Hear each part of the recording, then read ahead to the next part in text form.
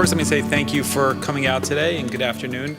As we take this moment to memorialize and celebrate Transgender Awareness Week, we want to thank the community that we have here in Jersey City for being such a vital part of everything that happens here in Jersey City.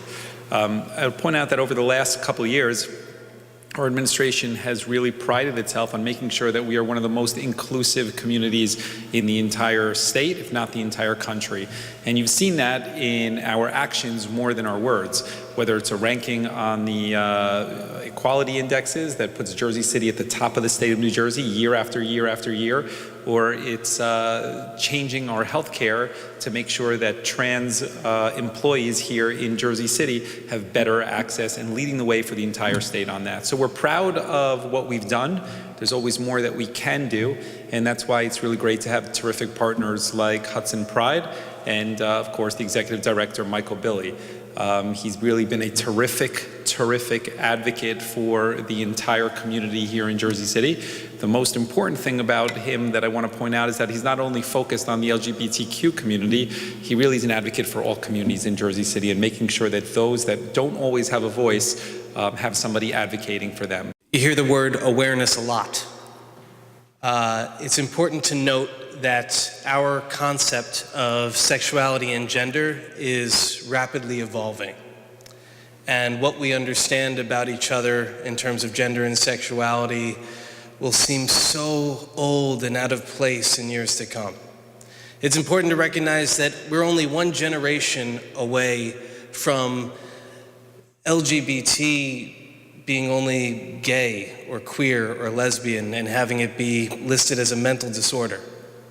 It's important to realize that we're so early in our understanding of who we truly are and how we relate to each other. I wish you could see what I see, because I see a world where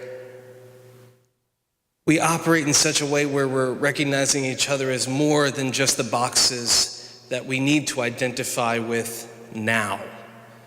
That we won't have to be so hard-pressed, that we can live openly and freely and connect with each other on a different level than ever before. That's the world I see. And I think we'll get there, but we're only going to get there if we don't just vote, but we change the way we do and live life. We change the way we look out for each other, and we see ourselves in other people. Because it really comes down to, can you see yourself in another person and do the work that we need to do to care and research and understand people that are unlike ourselves? That's the basis of everything that we do, to understand beyond ourselves. And that's why a Trans Awareness Week is important, because there have been over 20 murders this year alone. Over 20 murders last year. And those are of people that we know were transgender. There are plenty more, we imagine, we know, that go on that are misgendered. Children that are straying from their homes, that are kicked out of their homes, that I can go down the line. I feel like I say the same stump every time I come up here. But nothing will change if we don't change our way of life. When you wake up every morning, ask yourself, what person can I connect to? What cause can I align myself? What community can I touch today? That's the way that we get around this. This is the way we move forward, not expecting it to be done for us. So please activate, please show up. Doesn't matter if you're trans, non-binary, or otherwise. We're going to have fundraisers this week for our legal fund to help trans people with the legal costs that happen when you're transitioning. At Hudson Pride Center, we are a drop-in center. We have trans youth, non-binary, intersex, asexual, and also for our LGBT community that is here today and in the camera on the internet. All too often do I hear from our own community, I don't understand trans. We've got to accept that we are the oppressed and the oppressors when we do that. So look beyond yourself. We'll also be, at Hudson Pride, committing to telling our history for what it was. And our history as an LGBT community was kicked off in our civil rights movement by trans women of color. Make no mistake about it. And a lot of our history has become whitewashed with different information and stories, and gay men being at the forefront and women in the back, like many of our movements across the board.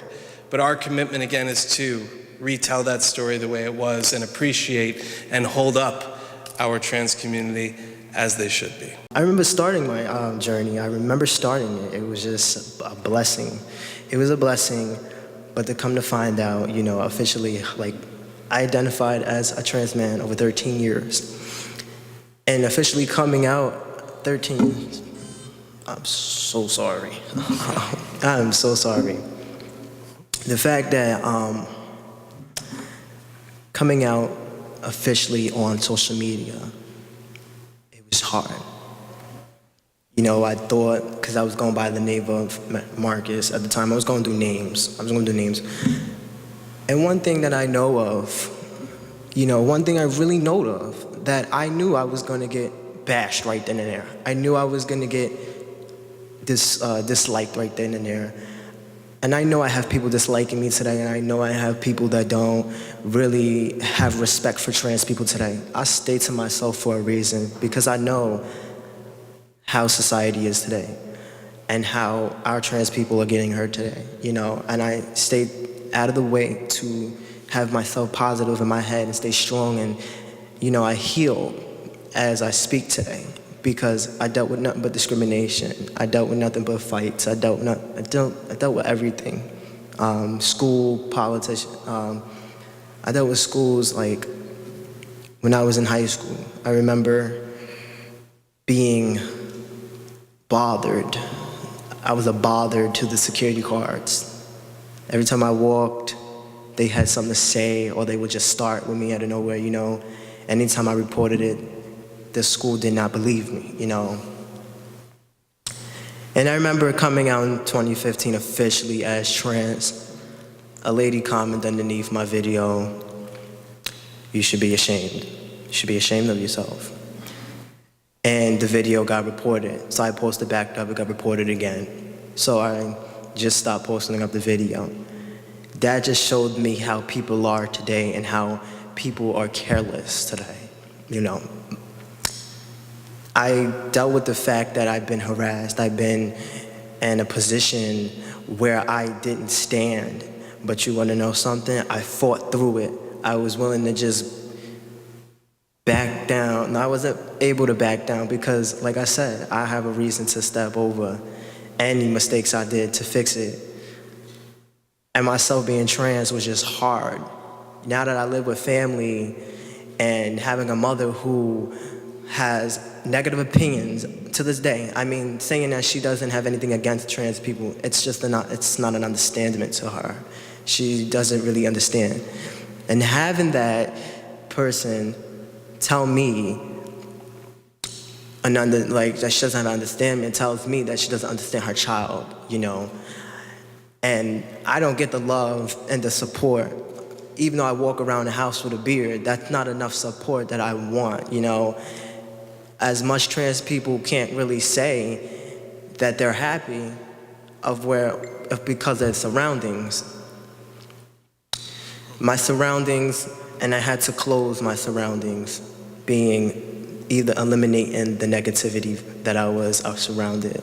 The reason why I changed my middle name is because I had to build, I had to see, I had to learn what positive, and I had to expect a little bit of positivity around my language and society. Like, you know, I mean, a lot of people today, I post on Instagram for a reason, because I want people to know that you can be just like me and not be afraid of anybody, you know, of anybody that is willing to threaten you, that is willing to back you down, stab you behind your back, you know, things like that. I tell my story for a reason. I'm not gonna really put out too much like private, but I'm gonna say that I put it out there because I want people to know that this can be you today. You don't have to hide from nobody. You don't have to owe nobody an explanation. Trans Awareness Week is recognized on the national level. And this year and every year moving forward, Hudson Pride Center, along with the city, will be recognizing it on a local one as well. Trans Awareness Week focuses on celebrating the diversity of the transgender and non-binary communities, along with educating on how to be a good ally. Transgender people come from all walks of life. They are our moms, our dads, our brothers, our sisters, our sons, and our daughters. They are our coworkers, our neighbors, and our friends. They are a diverse community representing all ages, races, and ethnicities. Gender identity is just one small but important part of who each of us are. It needs to be acknowledged, it needs to be understood, and most of all, it needs to be respected. And that's what we hope to do this week. We look forward to supporting our transgender community and raising awareness and educating people on gender identity and celebrating loving each other in our lives. Thank you.